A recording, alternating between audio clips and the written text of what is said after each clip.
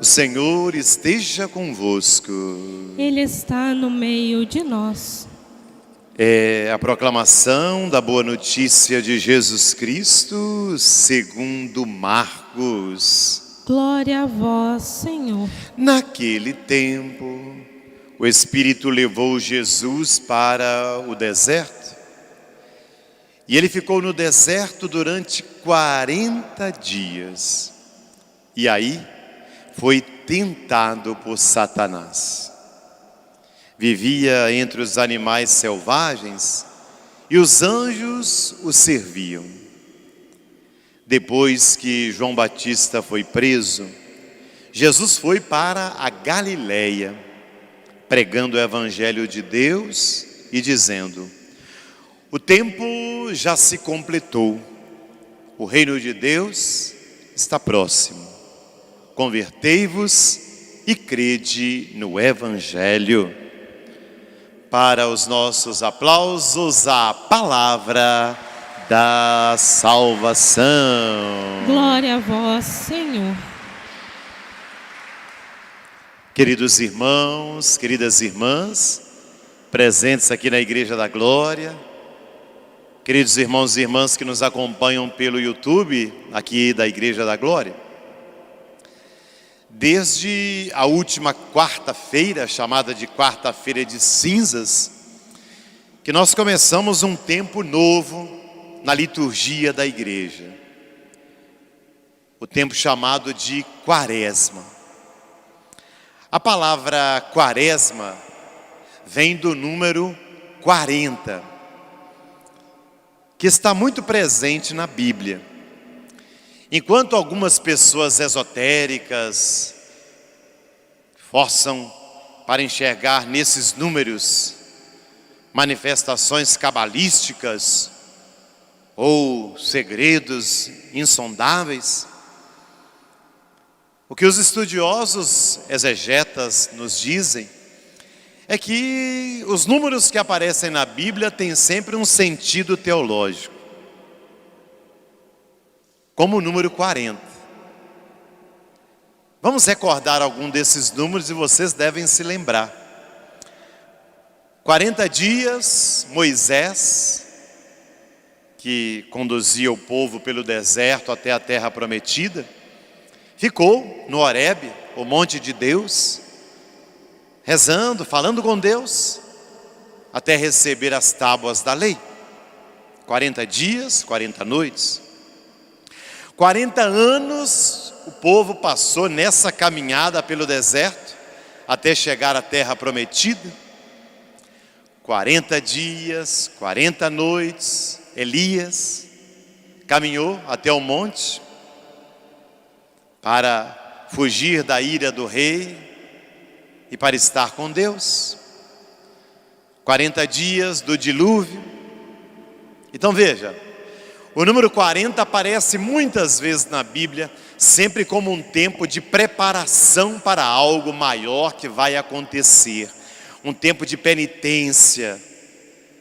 Um tempo em que é necessário fazer uma purificação interior, porque algo grandioso vai acontecer. 40 anos no deserto, a terra prometida vai chegar. 40 dias no monte, na montanha, as tábuas da lei serão entregues. 40 dias fugindo, até chegar ao monte, vai se encontrar com Deus. Pois é daí que vem então a palavra Quaresma.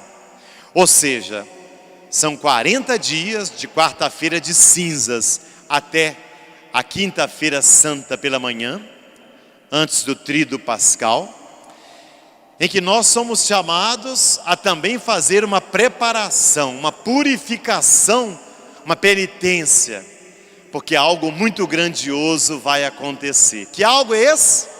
A Páscoa. Resumindo, o que é a Quaresma? São 40 dias que nos preparam para a Páscoa. Ora, esses 40 dias são marcados por um apelo de conversão, de mudança de vida, de transformação do coração. Por quê? Porque Páscoa é libertação. Páscoa é vida nova. E ninguém consegue ter vida nova num piscar de olhos ou no estalar de dedos.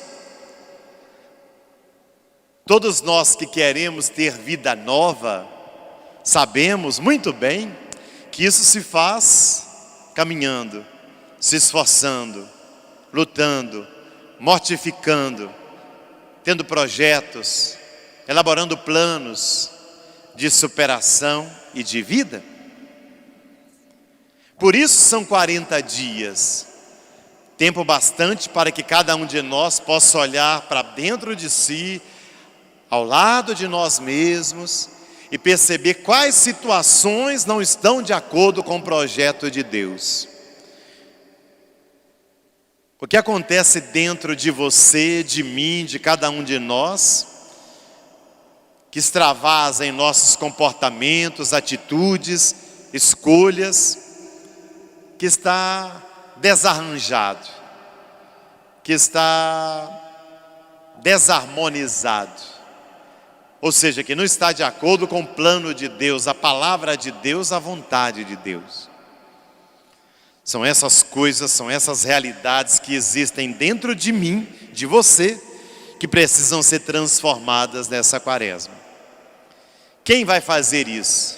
Você, porque você é o sujeito da sua vida, você é o protagonista da sua história, mas você não está sozinho. Deus envia o Espírito Santo para que possa lhe acompanhar nesse caminho, para que você não tenha medo de mergulhar nas profundezas e buscar a superação, o crescimento, a maturidade. É por isso que a cor da quaresma é o roxo que está aqui nas minhas vestes, o roxo que está ali na mesa do altar, porque roxo significa luto, morte, superação. E é isso que nós somos chamados a fazer na quaresma. Esse roxo aqui, que também está na mesa da palavra, é para gritar para cada um de nós: mude de vida, transforme seu coração, seja uma pessoa nova, não se acomode nos seus erros, não se acomode nos seus defeitos, saia da sua zona de conforto, queira ser uma pessoa mais amadurecida, mais crescida. E para isso, a igreja nos propõe 3 meios para seguir nesse caminho: a oração, a esmola e o jejum. Oração, esmola e jejum. 3 meios de santificação na quaresma. 3 caminhos de purificação. A oração, rezar é falar com Deus. Rezar é entrar na intimidade com Deus. Rezar é ser amigo, amiga de Deus. Por isso, não existe experiência de fé sem vida de oração. Eu só posso dizer que a minha fé é crescida, se é crescida também a minha vida de oração. E talvez aqui cada um de nós tenha que fazer uma revisão muito séria e se perguntar: como anda a qualidade da sua vida de oração? Quanto tempo você dedica para rezar por dia? Ou será que você passa dias e dias sem rezar, sem nem se lembrar de Deus, sem nem dar um tempo para Deus?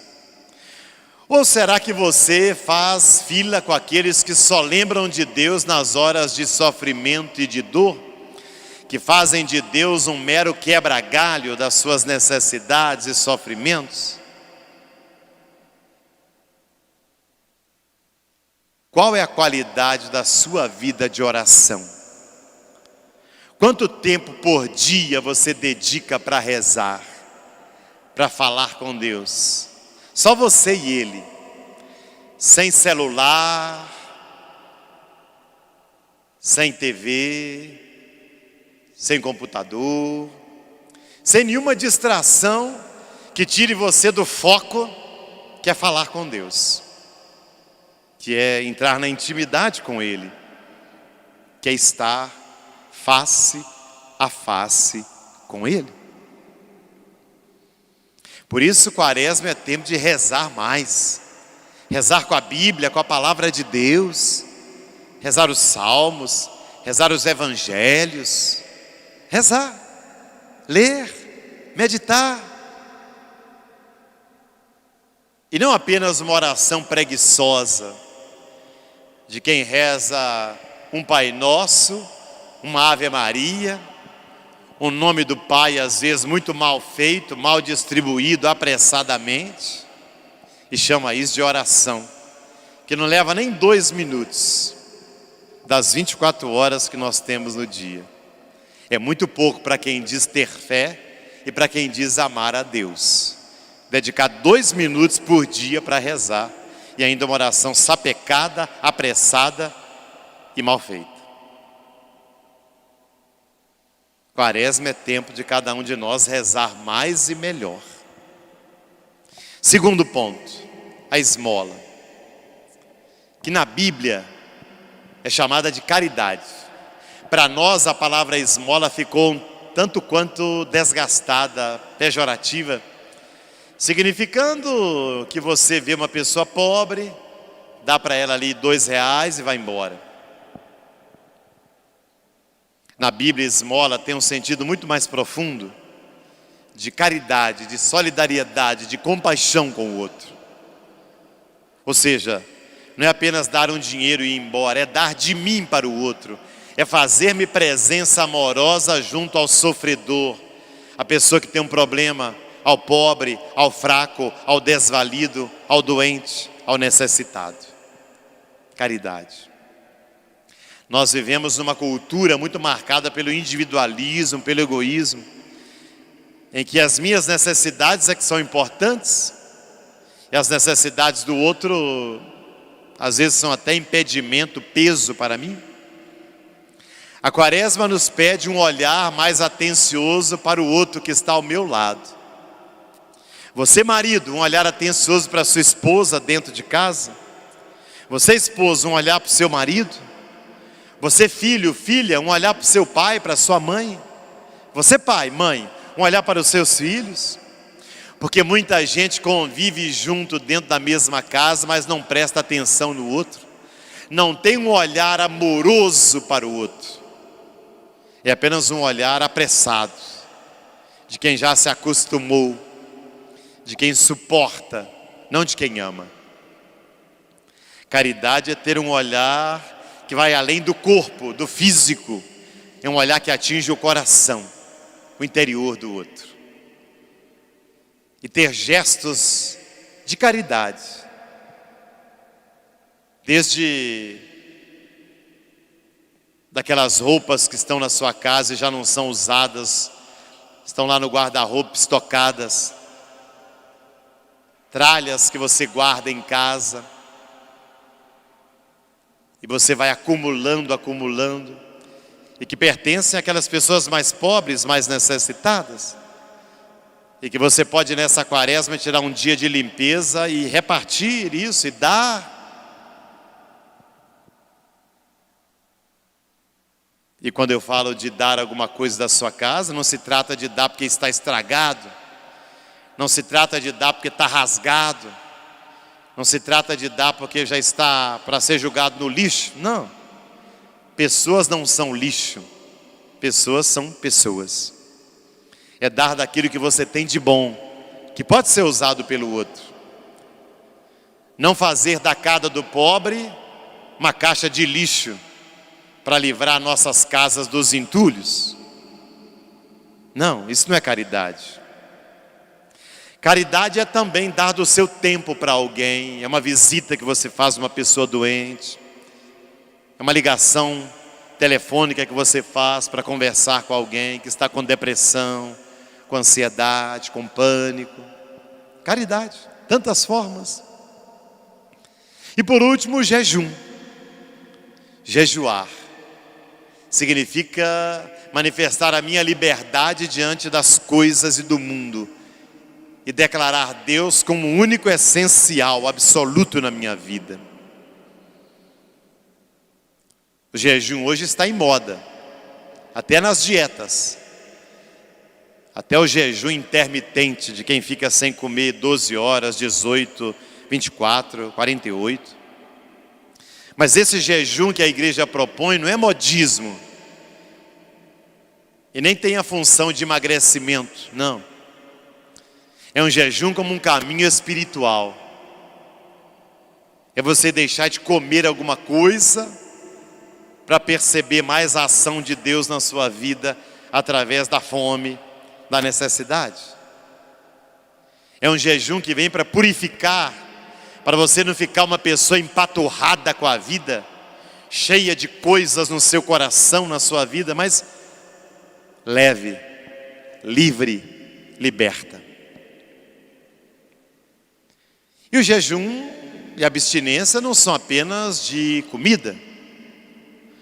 Quanta gente nessa quaresma, por exemplo, se propõe a passar os 40 dias sem tomar álcool. Então não vai tomar cerveja, não vai tomar outras bebidas alcoólicas. Quanta gente escolhe a quaresma para não comer doce.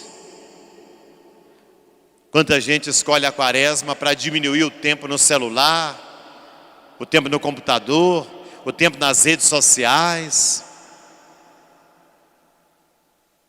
Ou seja, cada um tem que buscar aquela área onde você está mais dependente, mais escravizado. É ali que o seu jejum deve acontecer.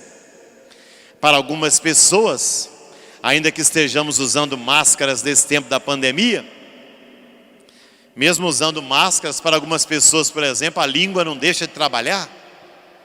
São pessoas que adoram fazer uma fofoca, falar da vida alheia, fazer julgamentos dos outros.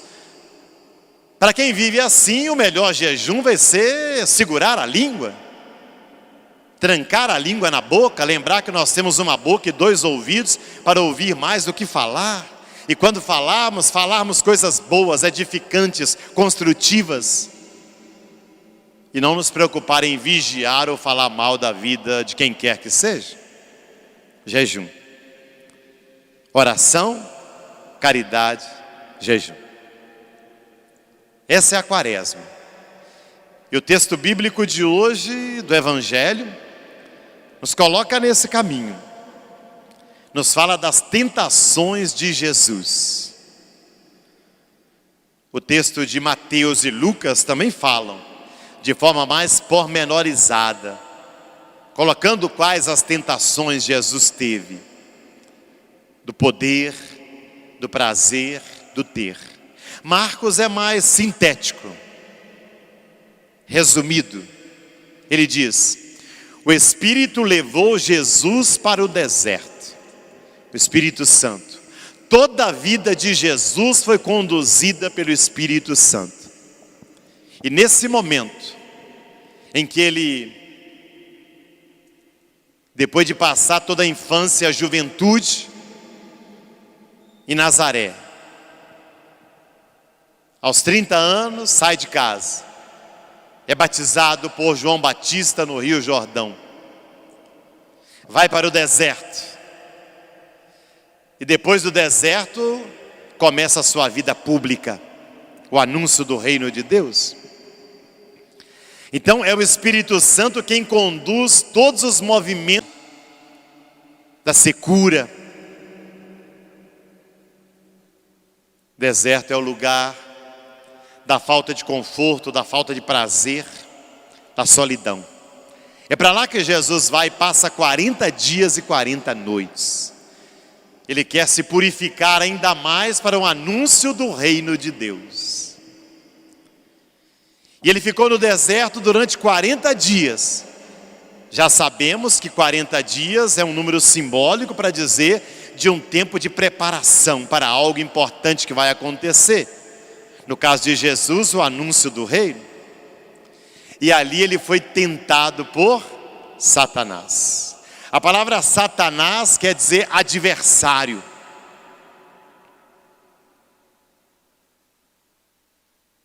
Só Satanás tenta.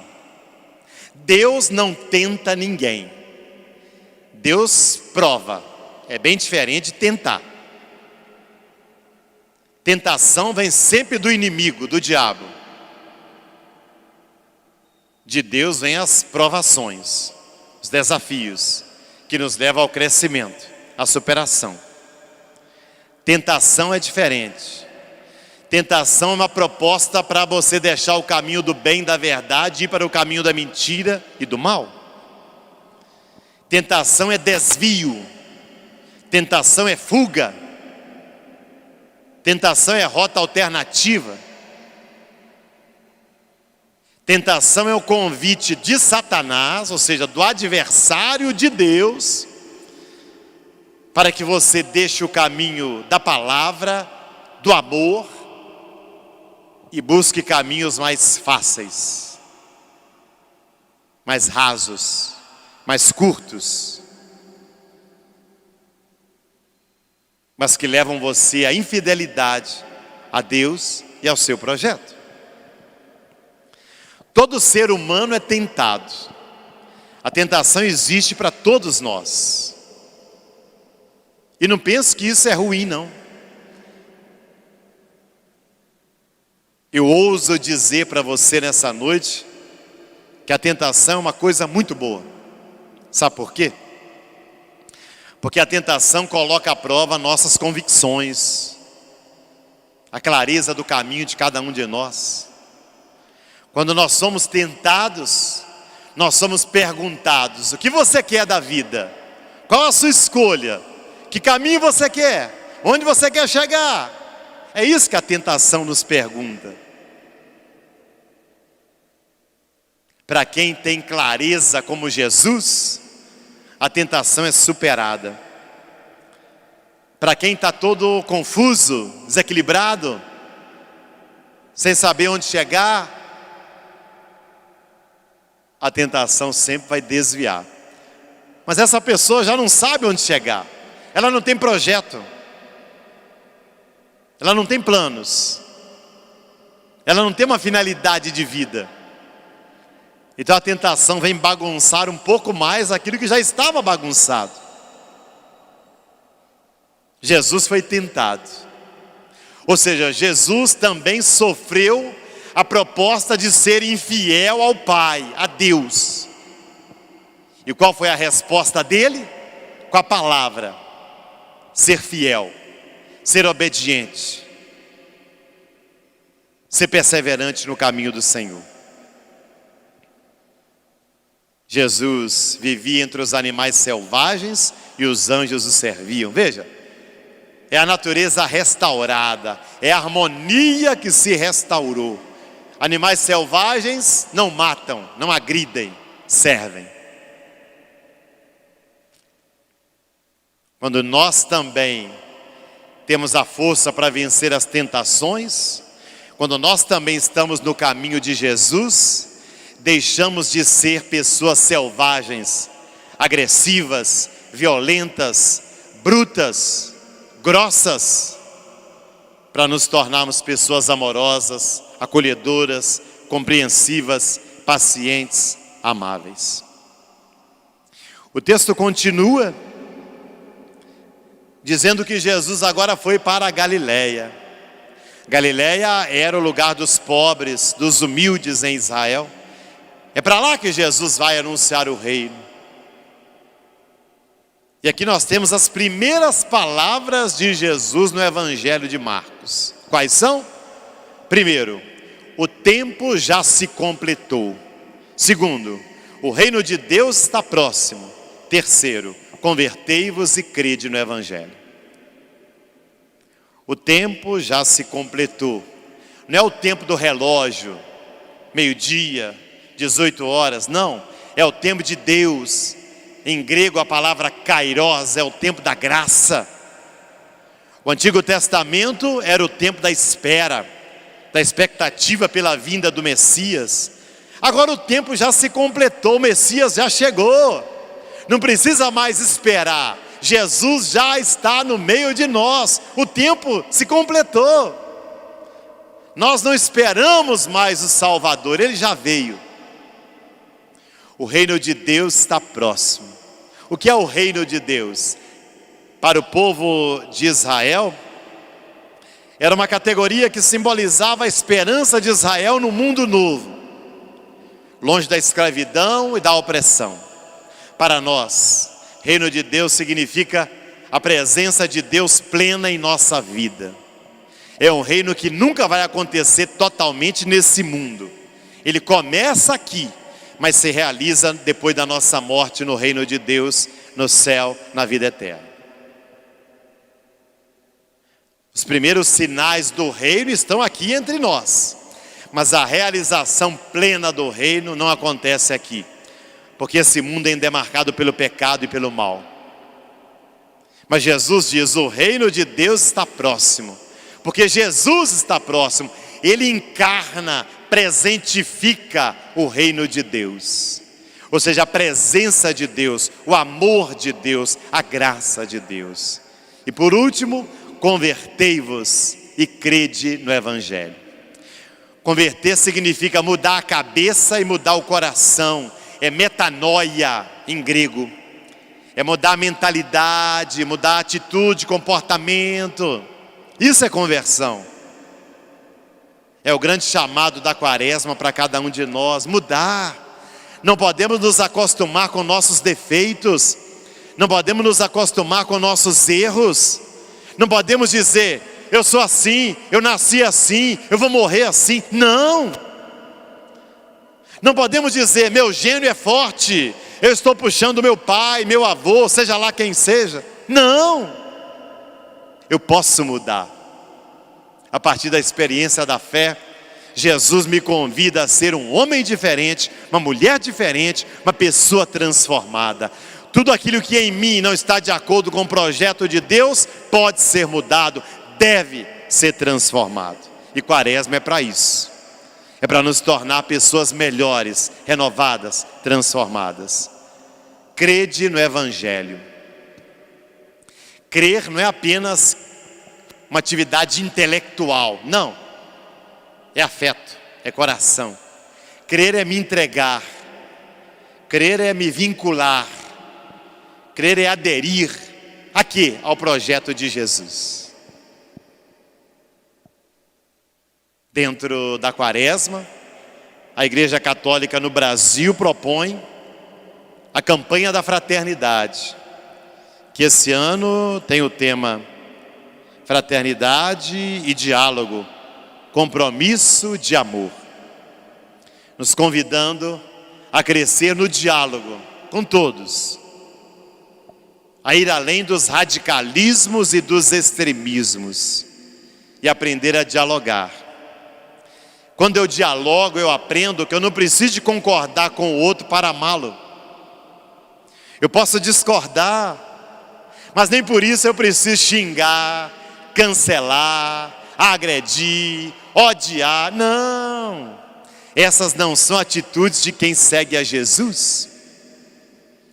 Quem segue a Jesus sabe discordar e respeitar, sem perder a capacidade de dialogar, de conversar.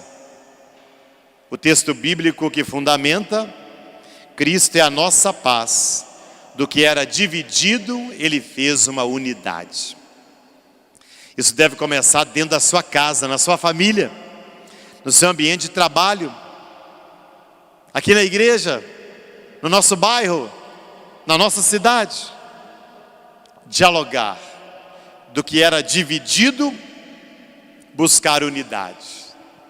Que essa seja a proposta para a sua quaresma. Unir, ligar, jamais dividir, jamais separar. Eu desejo a todos vocês uma abençoada quaresma, que seja de fato um retiro espiritual, um itinerário de espiritualidade, onde você vai cultivando a presença de Deus no coração e vai se tornando uma pessoa melhor a cada dia. Louvado seja nosso Senhor Jesus Cristo. Para sempre seja louvado. Ao Pai